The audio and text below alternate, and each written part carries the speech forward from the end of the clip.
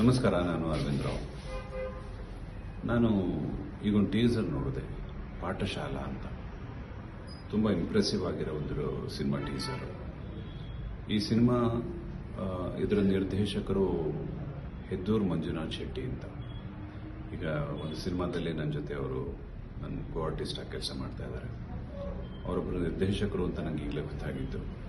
ಬಹಳ ಹಿಂದಿನಿಂದಲೂ ಅವರು ನಮ್ಮ ಟಿ ವಿಯಲ್ಲಿ ಆ್ಯಕ್ಟಿಂಗ್ ಮಾಡಿಕೊಂಡು ಬಂದವರು. ಈಗ ನಿರ್ದೇಶನ ಮಾಡಿರೋದು ನನಗೆ ತುಂಬ ಖುಷಿ ಕೊಟ್ಟಿದೆ.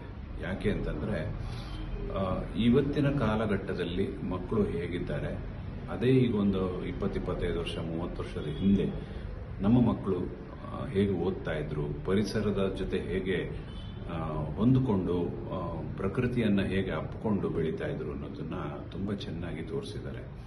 ಇವತ್ತಿನ ಮಕ್ಕಳು ಓದುವ ಗುಂಗಿನಲ್ಲಿ